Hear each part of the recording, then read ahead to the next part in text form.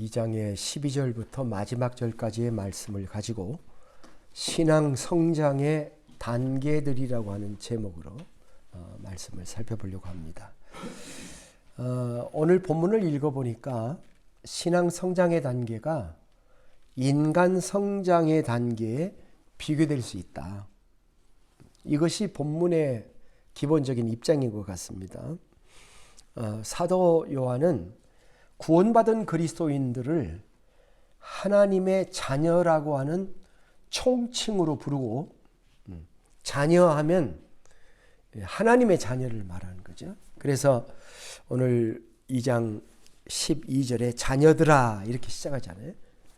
이 자녀들아 하는 말은 하나님의 자녀들의 총칭이에요. 모든 자녀들을 다 포함하는 거예요. 그런데 그 자녀들을 세분하다 보니까 아이가 나오고 청년이 나오고 아비가 나오더라 하는 거예요. 이 일반적으로 성장하는 인간의 그 삶이죠. 아이에서 청년이 되고 결혼해서 아비가 되고 이렇게 자라는 것이 일반적인 성장론이라고 한다면, 신앙 성장론에서 지금 그것을 비교하고 있는 흥미진진한 얘기예요. 신앙 인격론에 대해서 지금 사도 요한이 우리에게 말씀해 주고 있는 것입니다. 그래서 자녀들하는 말이 12절에 나오고요. 동그라미를 한번 쳐도 좋겠어요. 그 다음에 자녀들하는 말이 어디에 또 나오냐면은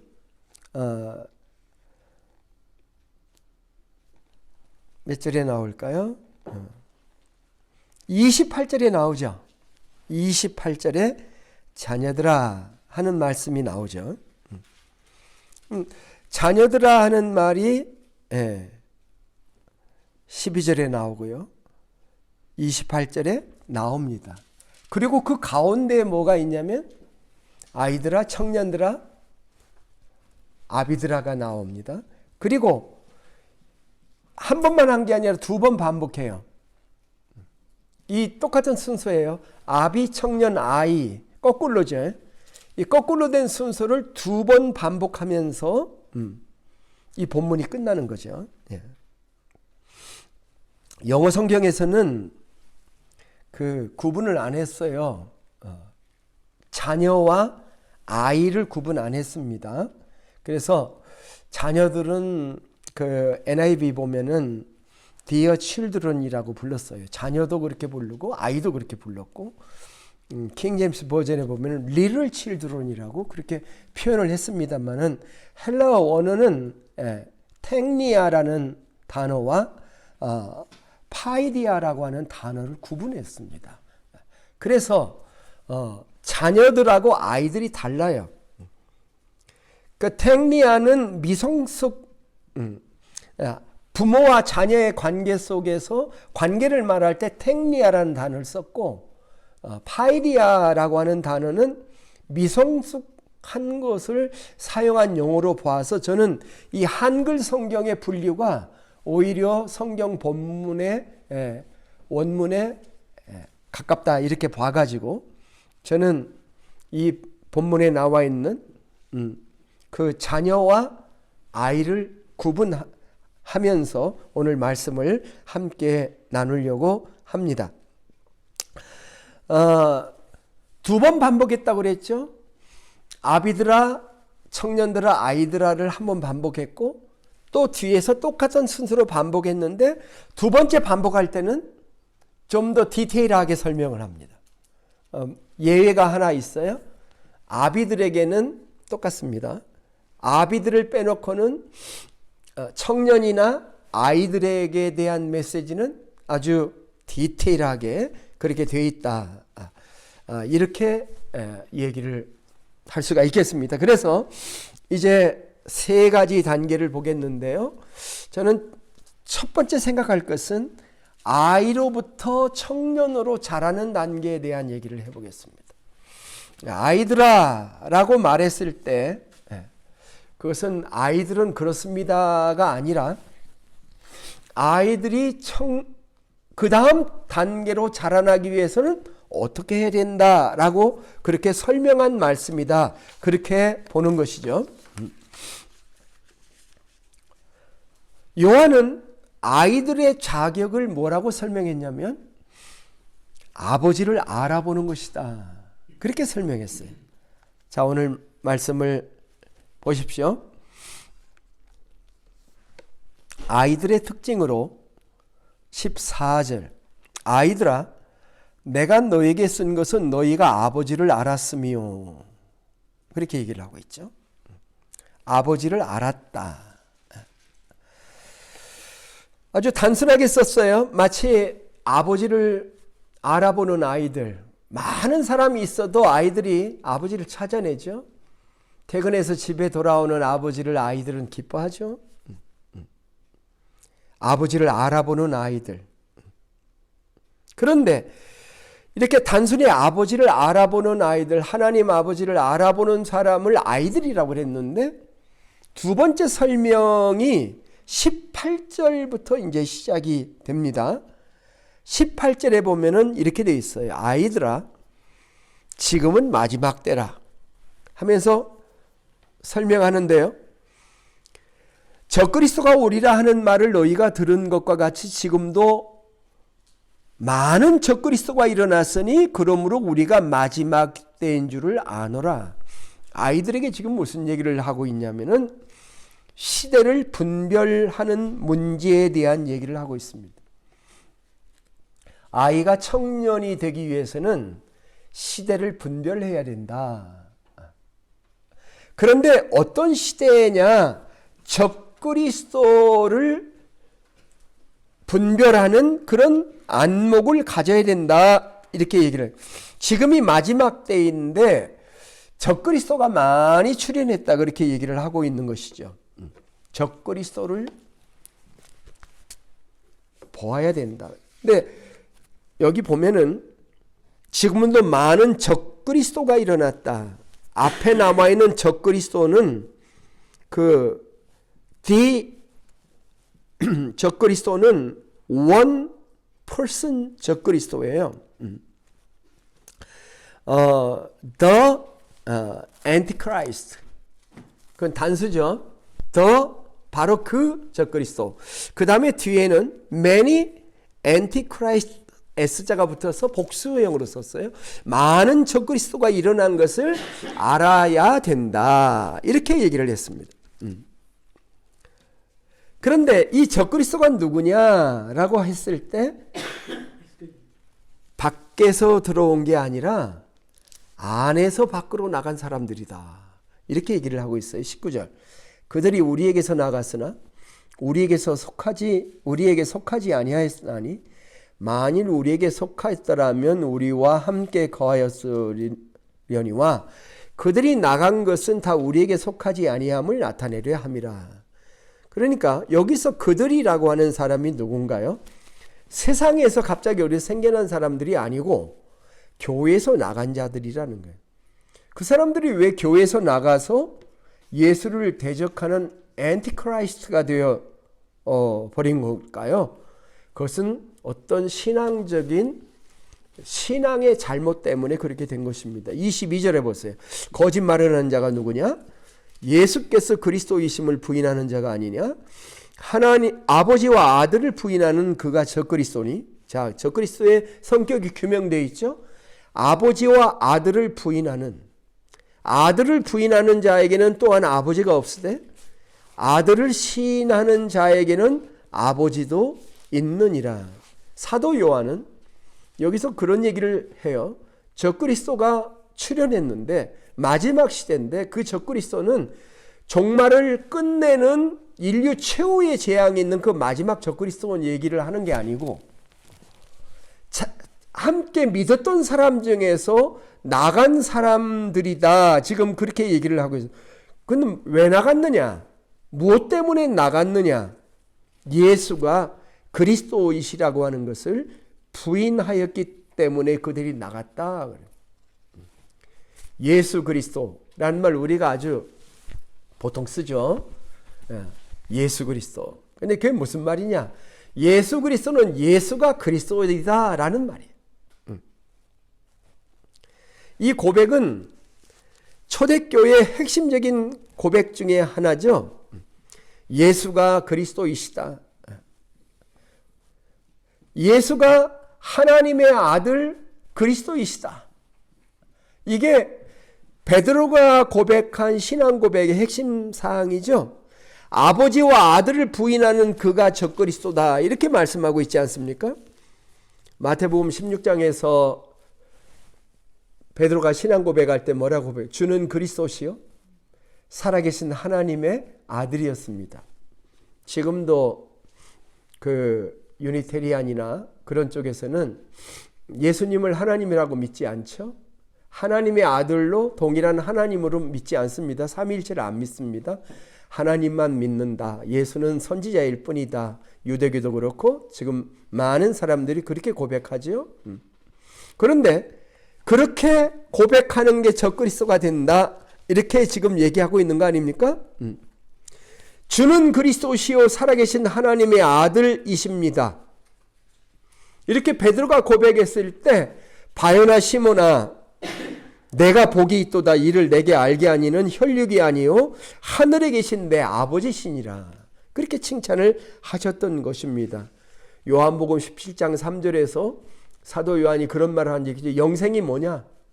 하나님과 그의 보내신 자 예수 그리스도를 아는 것이 영생이다. 그렇게 말씀을 한 거와 동일선상에 있는 말씀일 수 있는 것입니다. 그리스도, 예수가 그리스도다. 그리스도라는 말은 성경의 핵심 단어예요. 신약 성경 27권 중에 요한 3서 하나를 빼놓고 26권의 책에서 나오는 게 그리스도죠. 복음서에만 62번이 나오고 사도행전에 28번이 나오고 바울 서신에만 366번 나오는 단어가 그리스도입니다. 그리스도가 없으면 베드로 사도도 그의 전후서에서 29번이나 인용했고 요한 사도의 글에도 36번이나 요한계시록을 포함해서 등장한 게 그리스도라는 말이에요. 예수가 그리스도다. 그리스도라는 말은 원래 구약에 있어서 메시아라는 말이었죠.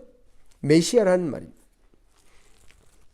요한복음 1장 41절에 보면은 메시아는 번역하면 그리스도라. 거기 아주 친절하게 번역까지 해놨어요. 수가성 여인도 요한복음 4장 25절에서 예수님을 만났을 때 이렇게 말하죠. 메시아 곧 그리스도라고 하는 이가 오실 줄을 내가 아노니 그가 오시면 모든 것을 우리에게 알려주실 겁니다. 라고 수가성 여인이 얘기하죠. 그랬을 때 예수님이 뭐라고 했습니까? 내가 그니라. 내가 그니라 라고 대답했던 놀라운 사건이죠. 자, 아이들은 이 영적 지식을 어떻게 얻게 됐을까요? 우리가 여기서 잠깐 언급하고 넘어가야 될 것은 아이, 청년, 아비가 되는데 출생의 문제입니다. 출생하지 않은 사람은 아이가 아니에요. 많은 사람들이 이 부분을 읽으면 나는 아이인가라고 생각하는데 더 질문해 봐야 될 게 나는 탄생을 했는가? 나는 예수님을 제대로 영접해서 하나님의 자녀로 태어나서 나는 자녀인가 하는 그 질문부터 해야 돼요. 그것이 패스가 되면 그 다음에 아이인데 그럼 이 아이들이 어떻게 해서 그것을 알게 되었는가? 제가 이 본문 가지고 참 한 달은 씨름을 했는데 도대체 본문의 어디까지가 아이인가 라고 얘기를 했을 때 20절부터 26절에 있는 이 말씀이 누구에게 주신 말씀이냐 도대체. 이것은 청년에게 주신 말씀이냐, 아비에게 주신 말씀이냐, 아이에게 주신 말씀이냐, 그것 갖고 고민을 많이 했는데요. 결국은 본문을 그대로 받아들이는 것이 맞다라고 생각을 했어요. 그러니까 20절부터 26절에 있는 말씀을 한번 보세요. 너희는 거룩하신 자에게 기름 부음을 받고 모든 것을 아느니라. 내가 너희에게 쓰는 것은 너희가 진리를 알지 못하기 때문이 아니고 알기 때문이요. 또 모든 것은 진리에서 나지 않기 때문이라. 모든 거짓은 너희는 처음부터 들은 것을 너희 안에 거하게 하라. 처음부터 들은 것이 너희 안에 거하면 너희가 아들과 아버지 안에 거하리라. 그가 우리에게 약속하신 것이 이것이니 곧 영원한 생명이니라. 너희를 미혹하는 자들에 관하여 내가 이것을 너희에게 썼노니 너희는 주께 받은 바 기름 부음이 너희 안에 거하나니 아무도 너희를 가르칠 필요가 없고 오직 그의 기름 부음이 모든 것을 너희에게 가르치며 또 참되고 거짓이 없으니 너희를 가르치신 그대로 주 안에 거하라. 자, 무슨 얘기를 하냐면은 아이의 신앙이라고 해서 아주 초보 신앙이고 저 밑바닥에 있는 신앙이라고 생각하면 안 된다. 아이가 된 것도 하나님의 성령의 기름이 부어주시지 않으면 출생조차도 할 수 없는 것이다. 고린도전서 12장 3절에 성령이 아니면 그리스도를 주라고 고백할 수 없다라고 말씀한 것 같은 것입니다. 아이들이 영적 지식을 가지는 데 있어서 처음부터 들은 것으로 족하다 그런 얘기예요. 그들도 이미 진리를 알고 있다는 것입니다. 인간이 출생하자마자 오감을 다 가지고 있습니다. 쓴맛, 단맛, 짠맛 다 알아요. 뜨거운 거 알고 모든 걸 알고 있는 감각을 가지고 있는 것처럼 어린아이라 할지라도 하나님의 성령에 의해서 기름 부음에 의해서 이미 모든 것을 알고 있기 때문에 그 알고 있는 것에 거하면 된다라고 하는 말씀입니다.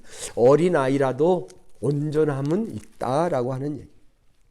어린아이의 신앙이라고 할지라도 그것은 본질적으로는 완전한 상태에 있다는 놀라운 가르침을 이 본문 말씀에서 주고 있는 것입니다. 그래서 이 말씀을 근거로 아이를 이해하면 이 아이는 무시돼야 될 아이가 아니다.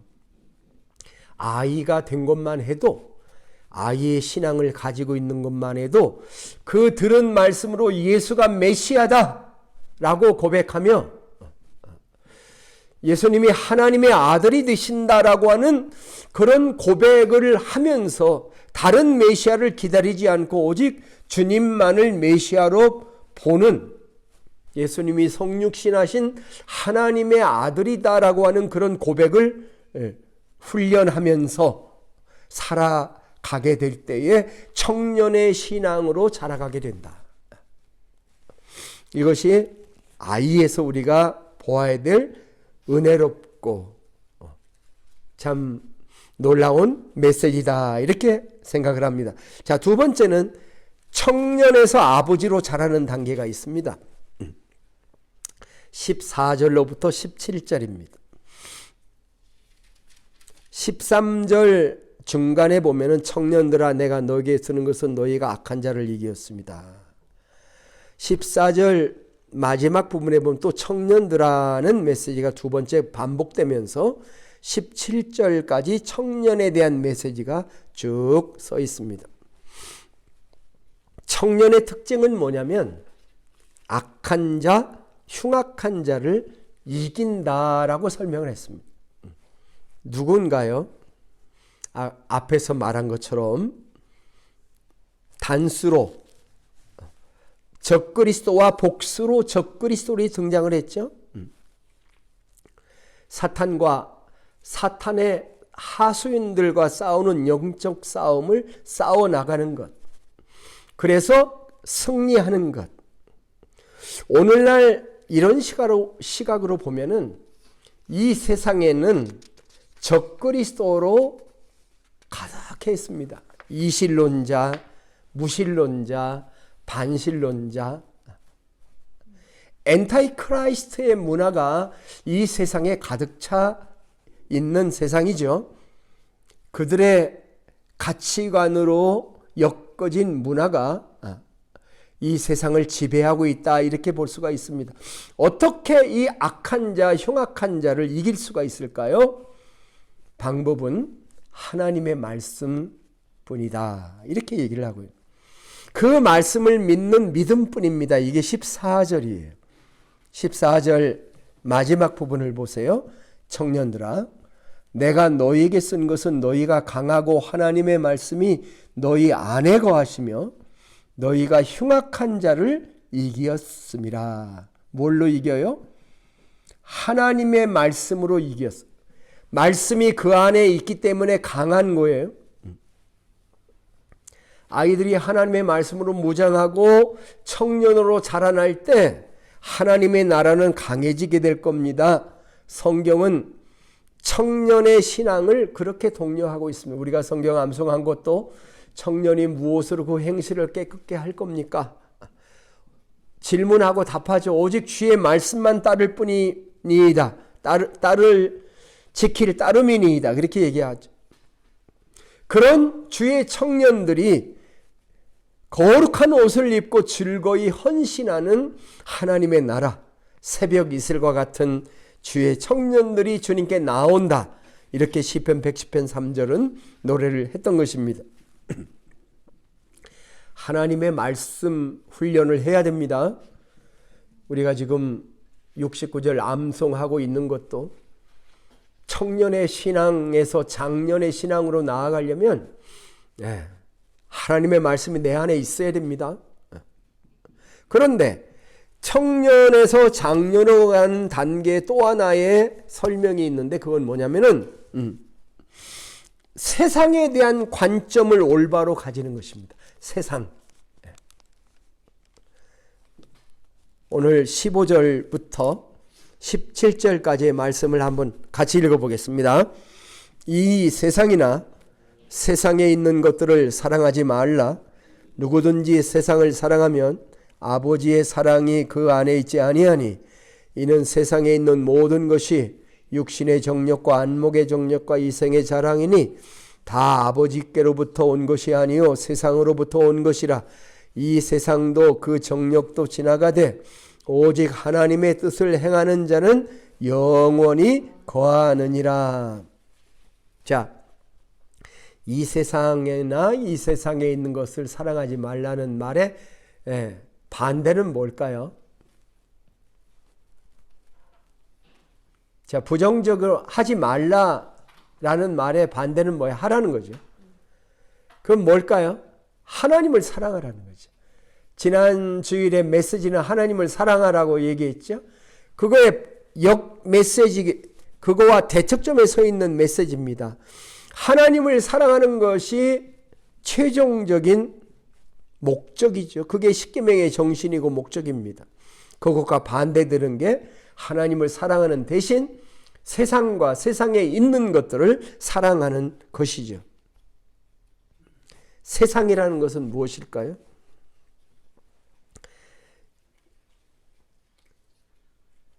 세상에 변질된 문화를 얘기하는 거죠. 세상 사람을 얘기하는 게 아닙니다. 세상을 사랑하지 말라, 세상이나 세상에 있는 걸 사랑하지 말라고 했다고 세상의 사람을 사랑하지 않는 거, 그거는 말씀에 위배되는 거잖아요. 세상은 세상 사람을 의미하는 것이 아니라 세상의 문화를 의미하는 거예요. 너희는 이 세대를 본받지 말고 이 세대를 얘기하는 것입니다. 타락한 이 세상을 얘기하는 것이죠.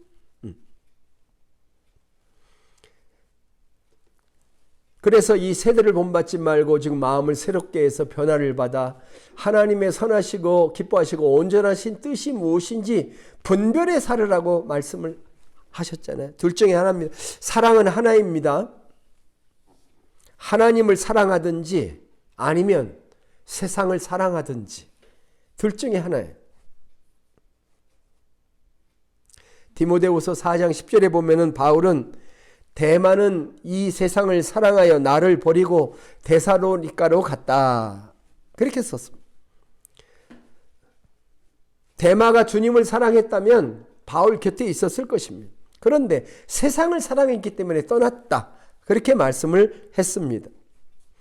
본문은 세상의 특징을 세 가지로 설명했습니다. 어떻게 설명했냐면 이 세상에 있는 모든 것이 육신의 정욕과 안목의 정욕과 이생의 자랑이니 다 아버지께로부터 온 것이 아니요 세상으로부터 온 것이니라. 세 가지 정욕을 언급했습니다. 식욕과 성욕과 소유욕과 자랑하는 마음, 이 생의 자랑, pride of the life, pride of life, 삶에 대한 자랑, 이런 것이 세상의 특징이다라고 말씀을 했죠. 이 세 가지 주제에 대해서는 다음 시간에 다시 한번 더 말씀을 나누려고 합니다. 이게 세상입니다. 세상을 사랑하는 것에 대해서 또 하나 주신 메시지는 뭐냐면은 세상의 특징 하나는 그것이 지나가는 것이다. 17절 이렇게 설명했습니다. 짧은 세상인데 세상도 좀 사랑하고 재미도 즐기면서 인조이 하면서 내가 마음대로 하고 싶은 대로 사는 게, 그렇게 살아야 되는 게 인간적인 거 아닌가요? 세상 사람들이 이렇게 얘기할 수 있습니다. 마치 그게 영원한 것처럼.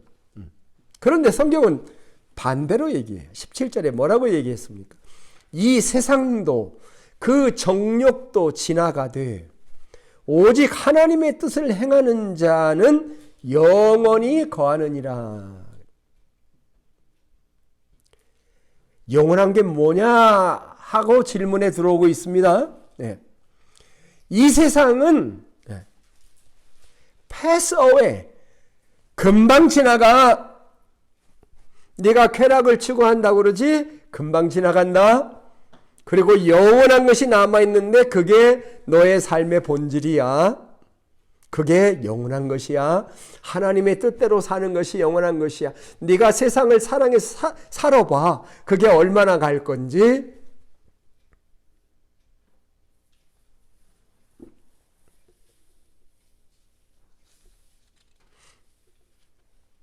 페르시아 왕의 반지에 새겨진, 그래서 왕이 기쁘거나 슬프거나 감정이 막 변화될 때 나를 잡아줄 문장을 하나 찾아서 이 반지에 새겨주세요 해가지고 반지를 하나 꼈죠. 근데 그 반지에 이렇게 써 있었죠. This too shall pass. 이것 또한 지나가리라 하는 반지를 새겼다는 유명한 일화가 있죠.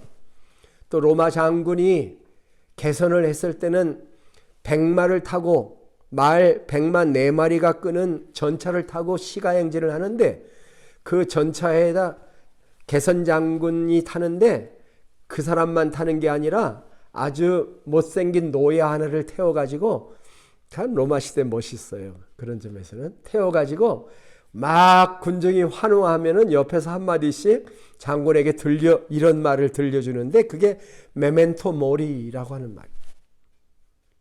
뭡니까? Remember that you have to die. 너도 얼마 안 있어 죽는다는 걸 기억해라. 네가 그 로마의 개선장군 로마사를 보면은 5,000명 이상의 적군을 죽여야 개선식 환영을 해줘요. 4,999명을 죽여도 안 해줘. 5,000명. 그러니까 얼마나 영광스러워요. 5,000명을 죽이고 왔어. 그런데 막 환호에 백마 타고 승리에 입성을 하는 거죠. 그런데 옆에 타 있는 사람이 노예가 그것도 메멘토 모리 한마디씩 계속 했다고 하는 이야기 아닙니까? 이 세상의 정욕, 뭐를 가졌다는 것, 뭐를 경험했다는 것은, 무슨 쾌락을 느꼈다는 것이 그렇게 중요할까요? 중요할 수 있지만 그게 영원한 것일까요? 그 즐거움이 영원히 가질 수 있을까요? 아니거든요. 전도서 12장에 보면은 인간이 늙어서 마지막에 되었을 때에 정욕이 끝이리니 원욕이 그치리니, 그렇게 되어 있어요. 원욕이 그치리니. 나이가 많이 들어가면 옛날에 그 모든 욕망이 다 끝쳐지게 된다라고 하는. 우리는 이 세상도 정욕도 다 지나간다. 네가 지나가는 것에 집중하지 말고 영원한 것에 집중해. 그게 세상을 사랑하지 않는 비결이게 돼요. 그래서 청년에게는 악한 마귀와 싸워서 이기는 하나님의 말씀으로 견고히 쓰는 것을 통해서 세상을 사랑하지 말고 하나님의 말씀을 사랑하면서 하나님을 사랑하고 나아가는 그것을 통해서 아비의 단계로 넥스트 스텝으로 넘어갈 것을 권면하고 있다라고 하는 겁니다. 마지막 세 번째가 아버지의 단계입니다. 13절 A의 아비들아, 14절 B의 아비들아. 그런데 내용이 똑같아요. 내가 너희에게 쓰는 것은 너희가 태초부터 계신 이를 알았으며. 그리고 14절도 마찬가지예요. 14절 B도 태초부터 계신 이를 알았으며. 똑같죠, 그죠? 그런데 여기서 두 가지 단어를 보자. 아비드라라는 말하고 태초부터 계신 이라는 말입니다. 한글 성경에는 아비라고 그랬어요. 근데 영어 성경에는 father라고 그랬습니다. father면은 아버지죠. 한글 성경은 아버지가 하나님 아버지하고 겹칠까봐 아비라고 얘기를 했고, 영어 성경에는 모두 다 father라고 그랬는데 그것도 겹칠까봐 하나님 아버지, 아이들에게 아버지를 알았으며라고 할 때 그 아버지는 똑같은 father인데 대문자 F를 써서 father라고 썼습니다. 그러니까 뭔가 좀 구분이 되도록 한 건 마찬가지니까 이것은 아버지의 단계예요. 아비의 단계, 보자가 빠졌어요. 아비는 자, 그래서 저는 이제 먼저 아버지라는 단어를 생각했는데 처음에 이제 제가 이 성경을 접했을 때는 시간은 참 오래됐네요. 옛날 4, 50년 전에 더 됐네요. 제가 신학교 다닐 때니까 50년쯤 전에 이 구절을 읽을 때 아비가 나왔을 때 아비는 아마도 이 아이를 낳아본 경험이 있는 사람이 아비지. 아무리 그 남자가 늙었다고 그래도 자녀를 안 낳으면 아비는 아니잖아. 그냥 이름으로 할아버지 불러주는 거지. 그러니까 이제 할아버지라고 불림 받으려면 원래는 아들도 있고 손자도 있어야 할아버지지. 근데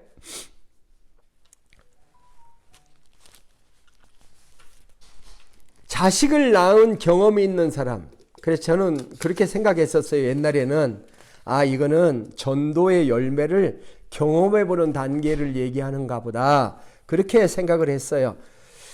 고린도전서 4장 15절에서도 그리스도 안에서 1만 스승이 있을 때 아비는 많지 아니하고 직접 전도해서 그 사람을 낳은 아비 얘기를 해서 나는 그 말씀인가 보다 이렇게 생각했어요. 그 말씀도 일리는 있다고 생각을 해요. 그러나 이 구절이 과연 그런 구절인가 하는 것은 좀 더 생각을 해봐야 된다. 오히려 저는 이 아비라는 이 관점은 완전의 차원, 성숙의 차원으로 보는 것이 옳지 않은가 생각합니다. 왜냐하면 고린도전서 13장에 보면은, 사랑장에 보면은 어렸을 때에는 말하는 것이 어린아이와 같고 깨닫는 것이 어린아이와 같고 생각하는 것이 어린아이와 같다가 장성한 사람이 되어서는 어린아이의 일을 버렸다. 우리가 지금은 거울로 보는 것 같이 희미하지만 그때는 얼굴과 얼굴을 대하여 볼 것이요, 지금은 내가 부분적으로 아나 그때는 주께서 나를 아신 것 같이 내가 온전히 알리라. 거기 장성한 사람, 온전히 알리라 하는 말씀이 그 후에 연결되거든요. 창세기를 보게 되었는데요. 창세기 17장 1절로부터 5절에 이런 말씀이 나와요. 아브라함 얘기인데요. 아브라함이 99세가 될 때 하나님께서 아브라함에게 나타났어요. 그래서 이렇게 말씀하셔요. 나는 전능한 Almighty God. 나는 전능한 하나님이다. 너는 내 앞에서 행해서 완전해라. 이렇게 요구를 하십니다. 그 말만 하신 게 아니라 너는 여러 민족의 아버지가 될지라. 이제 후로는 내 이름을 아브람이라 하지 아니하고 아브라함이라고 하리니 이는 내가 너를 여러 민족의 아버지가 되게 함이니라. 완전함과 아버지가 연결돼요. 그래서 너는 완전하게 살아야 돼. 왜냐하면 네가 열국의 아비가 될 것이기 때문에 라고 하나님께서 아브라함에게 말씀하신 거 아니에요? 아이나 청년보다 아비는 더 온전한 사람입니다. 두 번째, 태초부터 계신 이가 누구냐 도대체 하는 문제를 풀어야 이제 또 아비가 해석이 됩니다. 태초부터 계신 이가 누굴까요? 두 가지 가능성이 있습니다. 하나는 하나님이고 또 예수님이고 물론 성령님도 태초부터 존재하셨던 분이죠. 이런 가능성 속에서 가장 확실한 것은 예수님입니다. 왜냐하면 아버지는 그 다음에 등장하잖아요. 아이 설명할 때 아버지가 나오잖아요. 그러니까 여기 아비 설명할 때 태초부터 계신 이를 네가 알미오라고 했을 때 이분은 예수님일 것이 분명합니다. 이것은 예수님을 그렇게 설명하는 것은 사도 요한이 늘 말해온 방식입니다. 요한복음 1장 1절에 어떻게 시작되죠? 태초에 말씀이 계시니라.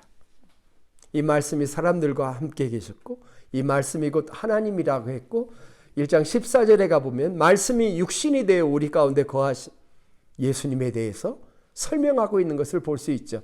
멀리 갈 것도 없이 요한 1서 1장 1절로부터 2절을 보면은 태초부터 있는 생명의 말씀에 관하여는 우리가 들은 바요 눈으로 본 바요 주목하고 우리 손으로 만진 바라 이 생명이 나타내신 바 된지라. 이 영원한 생명을 우리가 보았고 증거하여 너희에게 전하노니 이는 아버지와 함께 계시다가 우리에게 나타나신 바 된지니라. 그렇게 얘기했죠. 그러니까 요한 1서의 시작과 더불어서 요한은 말하고 싶어서 견딜 수가 없는데 그분이 우리가 만졌던 분, 우리가 보았던 분, 우리가 3년 동안 동행하면서 함께 살았던 그분이 태초부터 있었던 생명의 말씀이다. 이렇게 설명을 한 거잖아요. 핵심은 이겁니다. 우리 그리스도인들이 이 땅에서 완전에 이르는 길은 예수를 바로 알고 예수를 따라 본받아 살아가는 그런 삶, 이것이 아버지의 길이다. 히브리서 12장 1절로부터 8절에 보면은 그러므로 함께 하늘의 부르심을 입은 거룩한 형제들아 우리의 믿는 도리의 사도심의 대제사장이신 예수를 깊이 생각하라. 1절만 읽었습니다. 예수를 깊이 생각하라. 12장 2절에는요. 믿음의 주 또 온전케 하시는 예수를 바라보자 이렇게 얘기를 했습니다.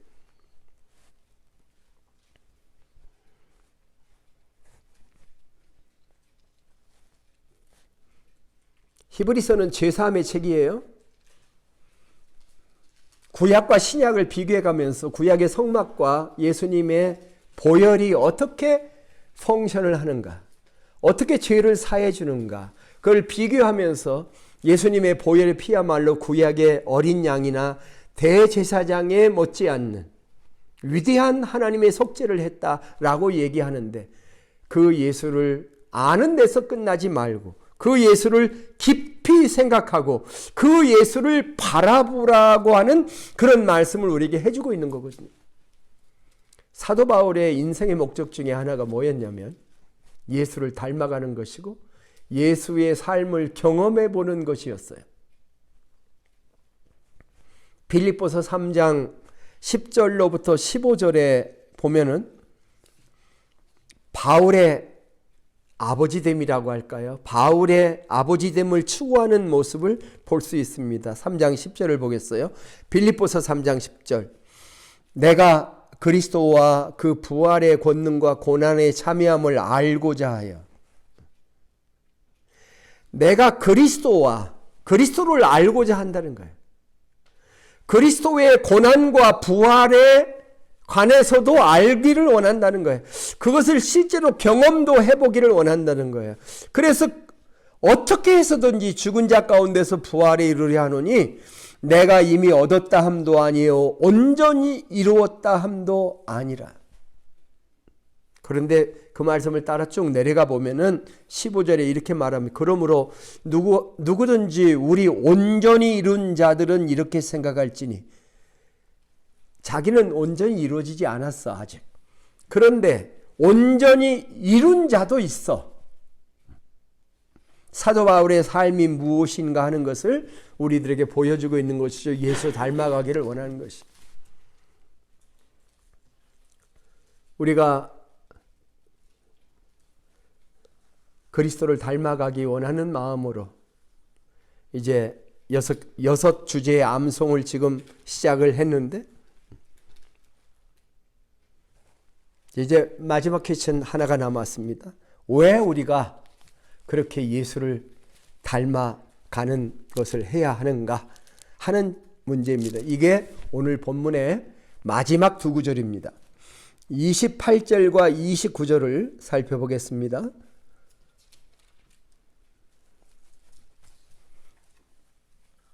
자녀들아, 같이 읽어볼까요? 자녀들아, 이제 그의 안에 거하라.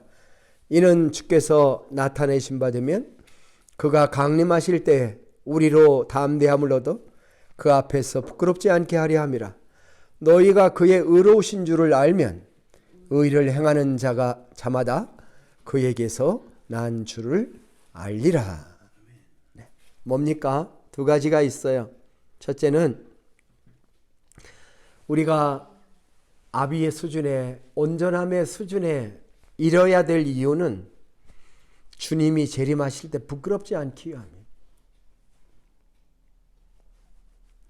또 하나는 우리가 그에게서 났기 때문입니다.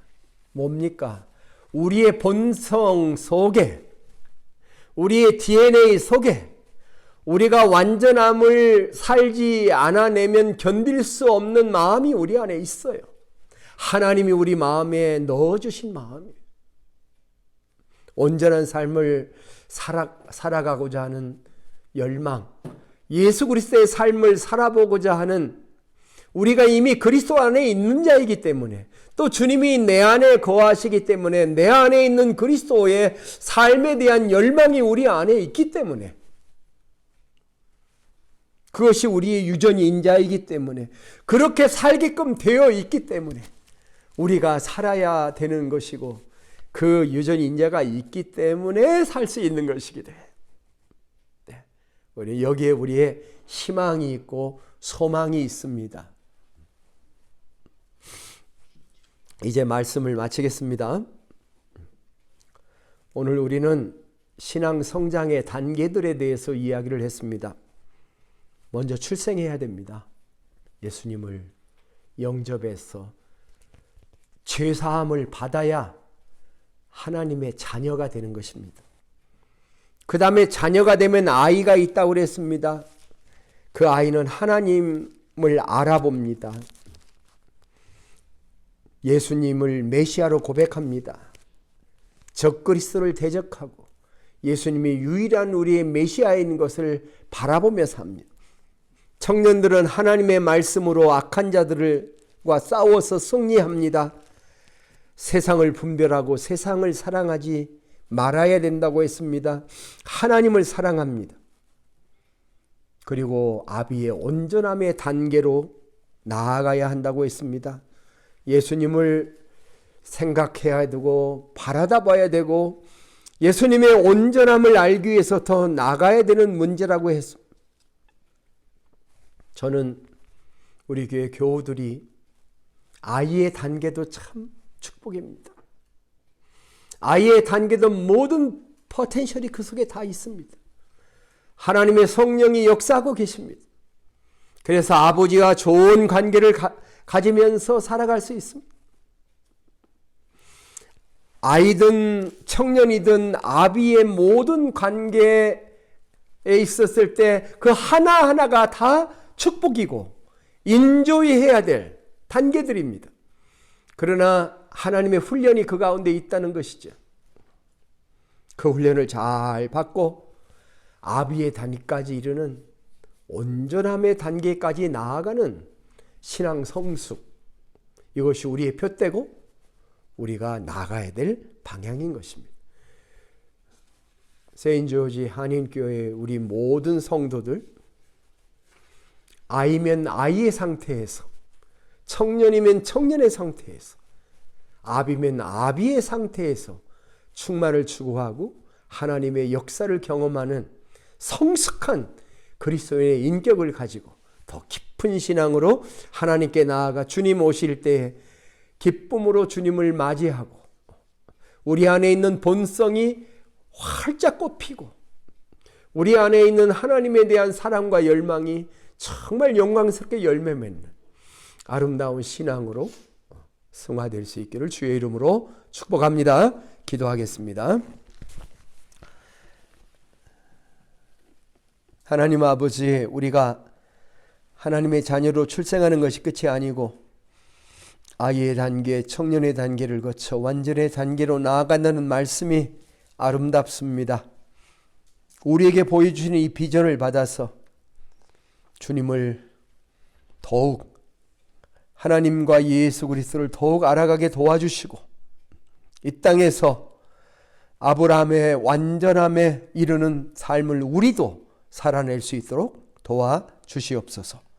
존귀하신 예수님의 이름으로 기도드립니다. 아멘.